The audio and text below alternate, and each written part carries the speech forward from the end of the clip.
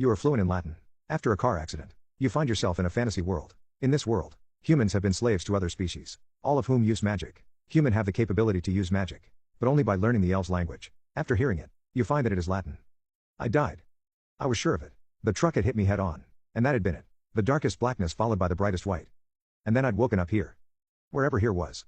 The buildings were like nothing I'd ever seen before. I was pretty sure that a good third of them were living trees with buildings inside of them. Then there were the stone monstrosities. Not castles per se, but more like above-ground caves. Or inside out? I'm not sure. I'd not been inside one yet. Humans weren't allowed.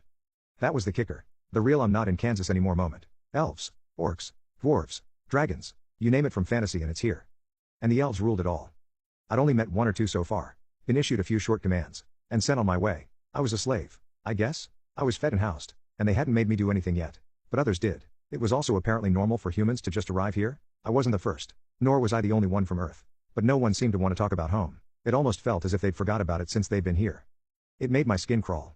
You there? An orcish guard said, pointing at me, and gesturing me over. It was early in the morning, and I'd been just about to line up for breakfast.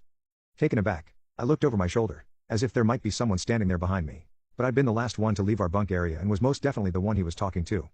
Yes, sir? I asked politely. I'd seen guards like him beat others when they weren't respectful enough.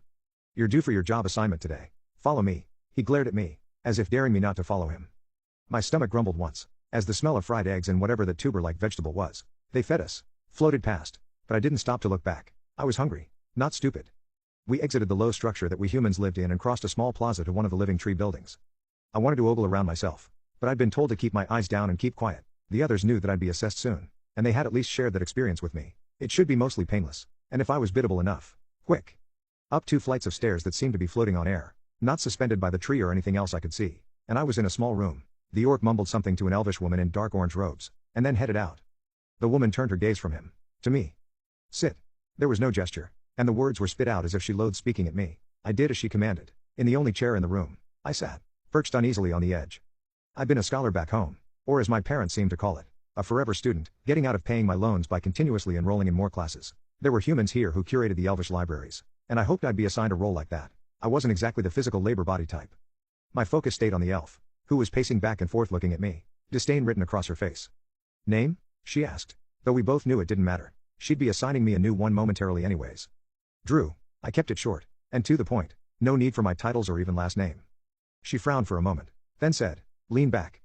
I did, though I could feel my heart thudding in my chest as I moved. I was anxious, and I just wanted this to be over with. She walked behind the chair and hovered her hands on either side of my head and started chanting, Indica mihi, es natura eius, aston mihi, quid. Latin? She was speaking Latin. But her hands were glowing an ominous red, and she'd asked for it to reveal my nature? I couldn't help it. My head twisted to look up at her. Her eyes narrowed, and as she said, stop moving, a small spark of magic shocked me. She started speaking again, and more Latin followed. I couldn't believe it. Magic here was powered by Latin, one of my 3 language degrees.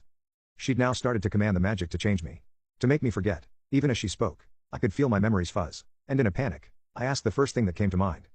Cur latine loqui, why are you speaking Latin? And she stopped speaking mid-word. Eyes wide, she stared at me in horror. You should not know the language of our people, you heathen, she said, her voice pitched high and her hands dropping away from my head. With her hands gone, and her spell incomplete, my mind cleared, and my first instinct was to issue a command of my own in Latin. Me solum relinquatus, or leave me alone. Gold essence seemed to issue forth with my words, and even as I spoke, she turned and left the room, leaving me all alone.